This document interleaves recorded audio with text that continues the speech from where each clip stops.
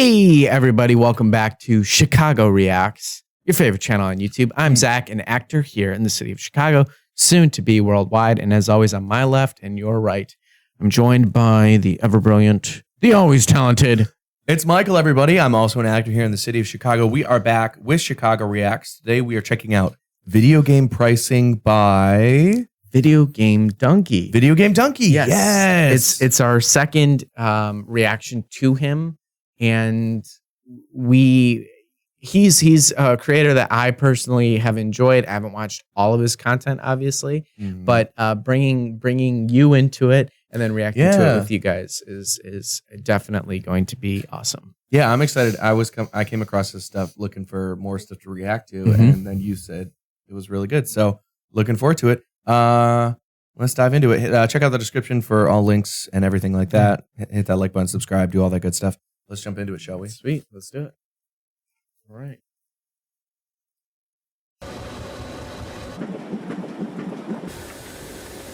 Video games are an expensive hobby, but at the same time, games are cheaper and more accessible today than ever before. When the Atari 2600 launched in 1977, it cost $200, which doesn't sound too horrible until you adjust for inflation and realize that was like costing $900. Imagine paying. And for modern day inflation, you're talking like with prices nowadays in the US, you're talking like probably well over 1,000 at this point with our current situation. So looks like we're getting a little history lesson with Videogamedunkey here. Awesome. $900 to play this. Some game, huh? $60. This is what you expect to pay for a brand new AAA video game. But where did this price come from? Well, in those initial Atari days, games were going for $20 to $30. So pretty good deal. Wait a minute. What the fuck? $120 for Plaque Attack? Oh no! $120 to play Oink. Oink, ladies and gentlemen. $120 to play Tax Avoiders. Why did you have to avoid paying taxes? Because video games cost $120. God damn. Jump to NES times. Games are now $60, which was like $150. Jesus Christ. However, that price point would remain at $60 going into future console generations. So while the dollar dropped, video games were subtly becoming cheaper with each passing year. It is interesting too, like now that we're also into the age of streaming, like I missed out on a lot of the PlayStation 4 titles. I got a PS5. So I actually just recently subscribed for the PS Plus Extra because now they have like Essentials, Extras, and Premium. So I can get all these titles that I didn't get a chance to play for an extra $5 a month or less than that. Yeah, that's pretty. And it's like literally less, like between paying for Plus, which I'm going to pay for to play with my friends anyway, for an extra $40 a year. If I pay yearly, I get access to all these like top tier games. That's less than the price of the game anyway. Right. It's like, it's insane. Well, so it's interesting to see the devaluation of like games or game. I mean, I think it's the same thing with all types of content. Like streaming is just like, cool. The value is in the catalog of what we have. So if we have valuable shows or movies or games, then people will pay us consistently a monthly or yearly amount that is more like dependable as opposed to like units sold. Yeah. Well, and it's also interesting from the consumer standpoint too, because you're not really owning anything anymore. You are purchasing basically you're leasing the license to the material. Right. And are then Yeah, technically I mean, even with like buying movies on, Amazon or Apple, like if you're buying like a digital copy, like technically you could lose access to it.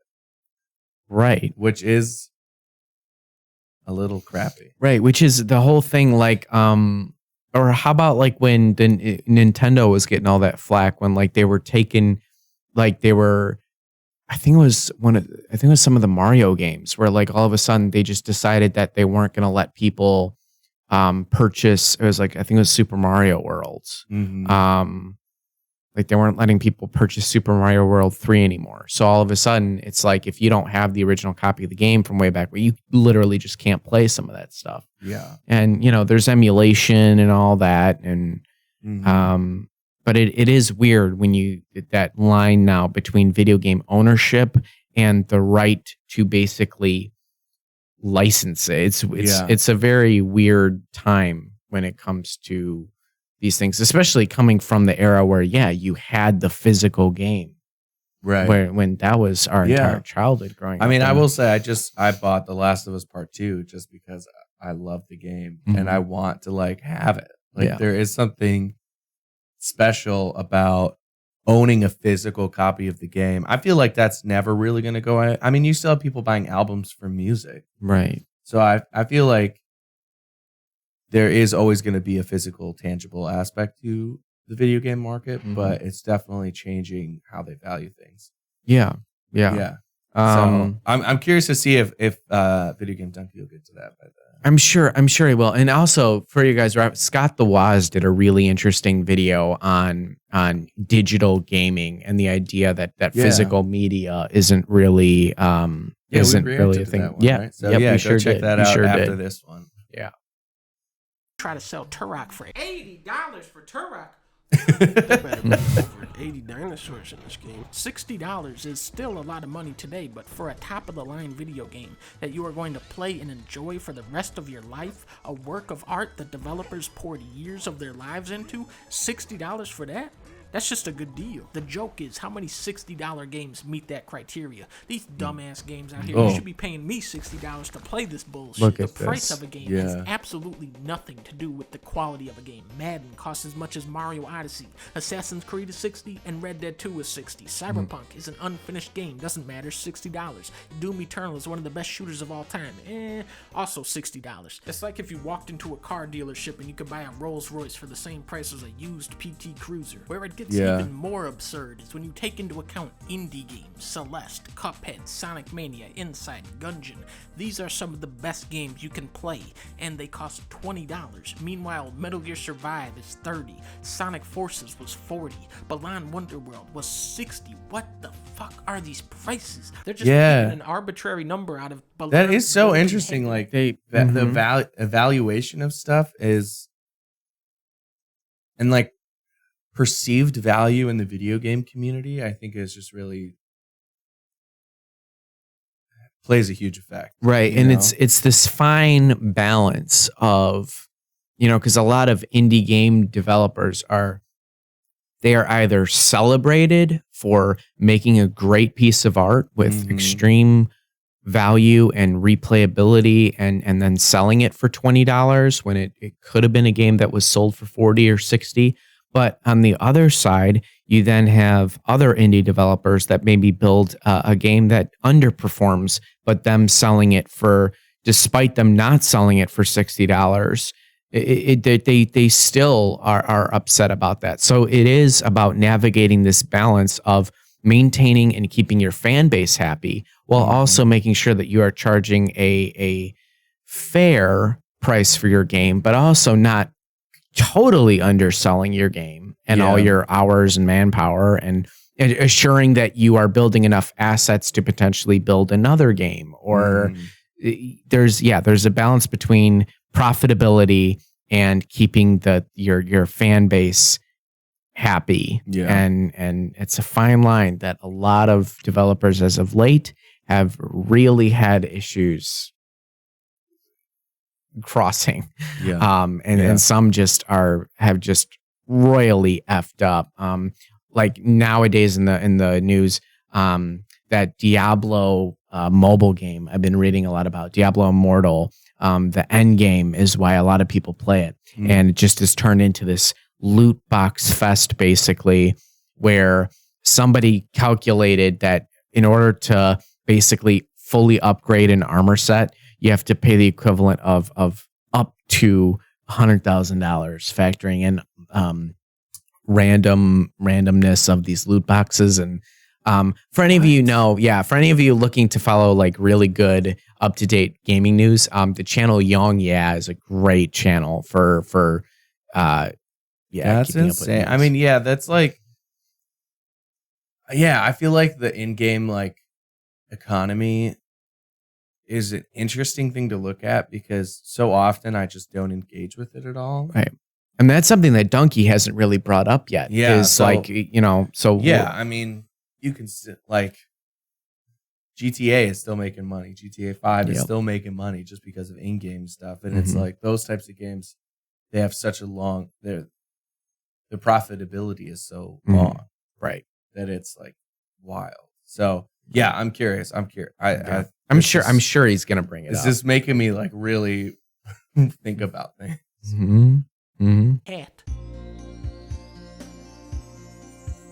Marketing will forever manipulate gamers into wanting to buy the brand new cutting edge game, even when there's nothing new about the game because it's all built on recycled technology from years ago. My question is, why is everyone in such a rush to play a new shitty game that isn't even finished yet, that cost a lot of money, when you motherfuckers haven't even played any of the classics that have been out for years? Why are you trying to play Mass Effect Andromeda when you haven't even played Mass Effect 2? Why are you buying Metal Gear Survive when you haven't even played Metal Gear Solid? Why are you buying any game when you haven't even played Mario Galaxy yet? You big bitch. I feel like I just have to start showing up at GameStops at this point. When I feel like I'm so used to hearing you little bitch that just hearing someone call me a big bitch is like, it hits a million times harder, man. Like, damn, Dunkey, man. Man. So right? Yeah. Right? Yeah, that's so good. Somebody pick up a dumbass game, I didn't knock it out of their hand like, no, no. Go pick a better game. Copy that. God of War is $17. Uncharted is $16. Doom is $25. Phantom Pain is $18. Devil May Cry is $23. So don't let me catch you out here spending $70 on Lawn Mowing Simulator like I know you will. I will come down on you for doing some bullshit like this. Even good games drop in value. That looked kind of good. I'm not gonna. What, Lawn Mowing Simulator? More than ever, video games are fighting over your money, and as the industry grows, so do your options. I mowed lawns for summers in high school. I don't ever want to do that again. Did you have one of those John Deere's or was it a manual? No, it was like a big one. Yeah. Yeah. I mean, we were mowing fancy people's lawns. It was a lot of work. I don't want to do it again. As a consumer. Check out our Patreon so Michael doesn't have to think about mowing lawns ever again. Please. I never want to go back to that.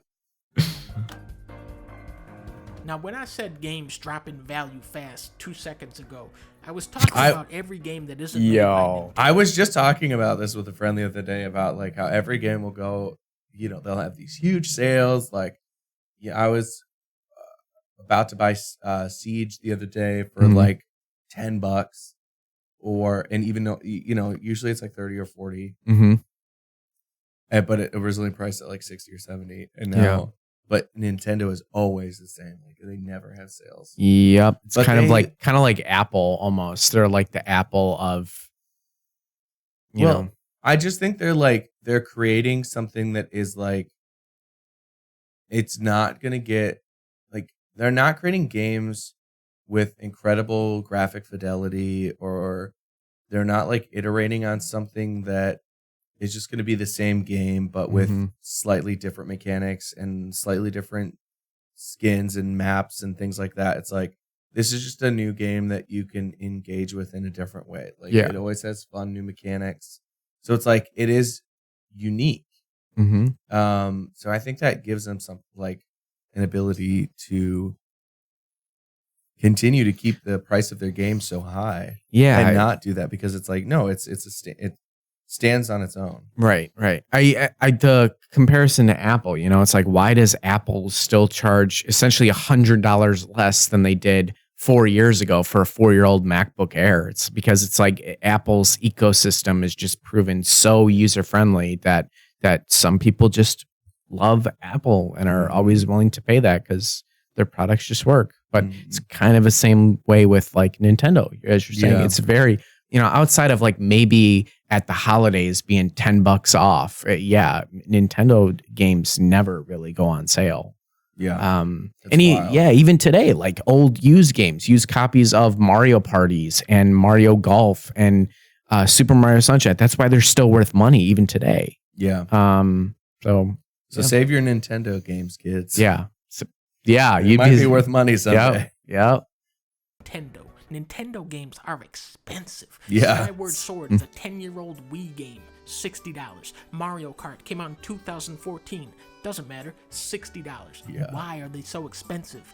Because it says Nintendo on it. Nintendo is the name brand in video games. They have 1, 2, 3, 4, 5 games, which could be considered the pinnacle of their genre. Not to mention 3D platformers, which you might as well just call the 3D Mario game genre at this point. Not only is Nintendo the best game developer today, but they have been for 4 decades. And this is how they get away with selling Kirby for $60.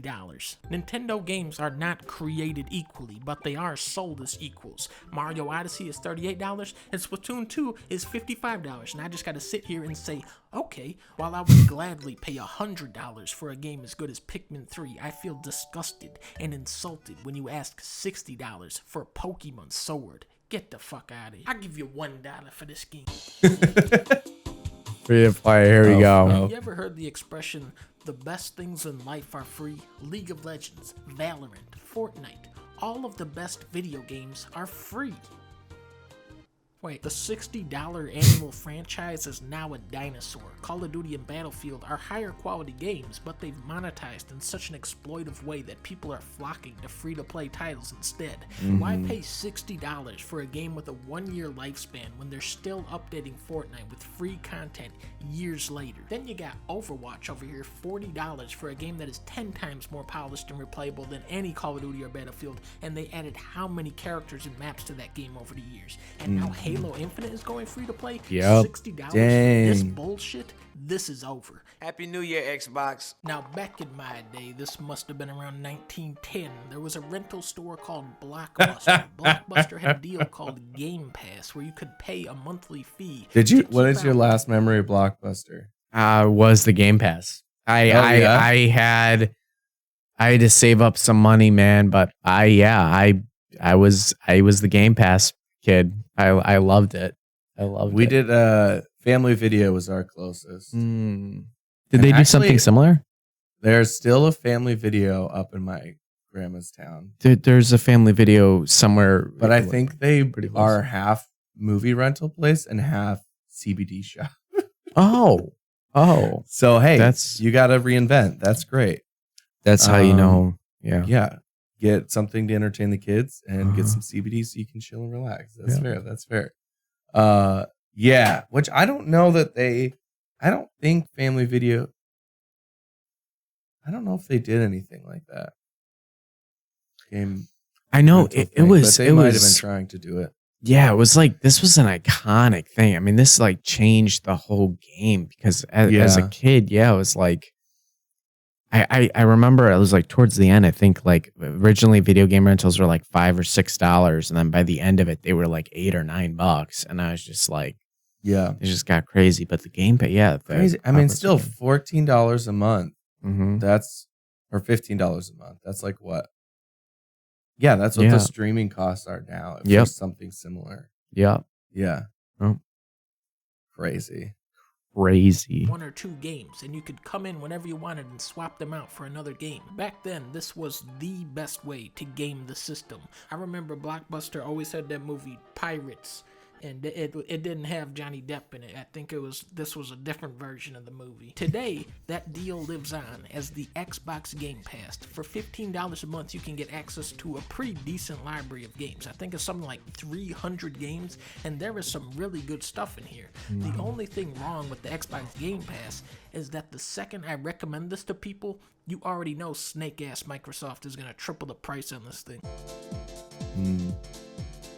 Sadly, many of the best video games out there are not available on any modern devices. Say you want to play a Sega Saturn game. Well, first you're going to need the console. What the fuck? And then the game. Let's look for Panzer Dragoon Saga. $1,700! Now, remember when I said that games drop in value? We are at a point where remastered versions of games are now outdated. Metal Gear Solid 4 is still only playable on the PS3. Ridge Racer? That doesn't exist. What are you talking about? Do you mean Renzo Racer? Good. Good. GoldenEye? What the fuck is Golden? Are you talking about Golden Tea? That's not a real game. I think you're thinking of the Watch Dogs 2 Golden City bundle. Tekken 3? Huh? Are you talking about the Tekken 7 Season Pass 3? Beautiful Joe. What?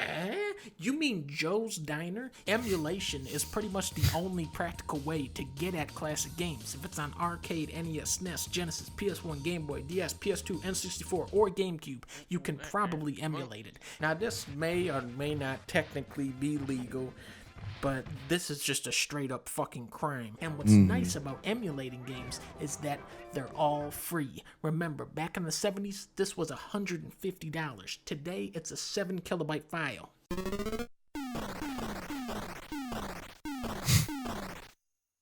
That's some gameplay right there. Are cheeseburgers really this bad for your teeth?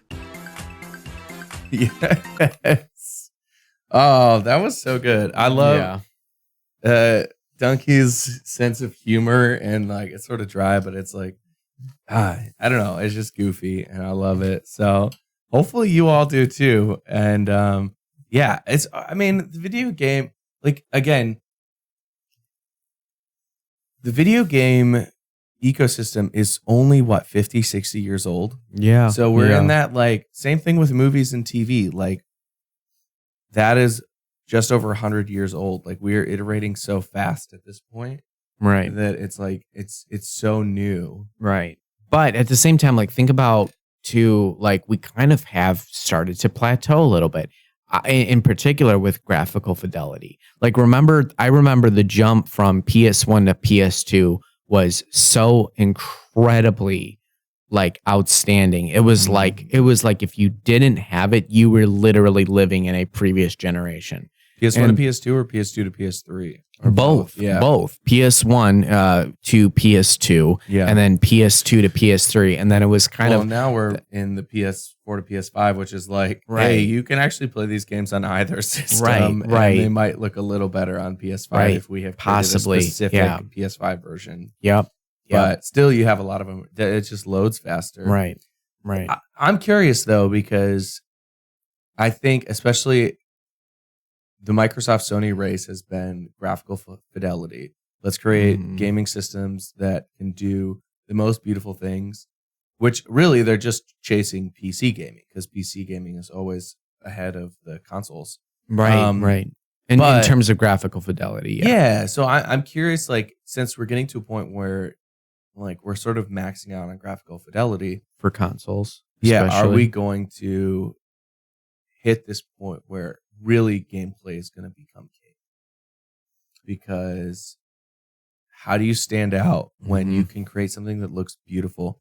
I mean, and I think we're already seeing that. You know, you're seeing gameplay has kind of like what we were talking about with Nintendo earlier. I mean, gameplay kind of, and I mean, you have games like Hades and a Hollow Knight and all these other games that are not like graphically the most impressive, but they are very unique and they're very stylized. They have a very specific animation style.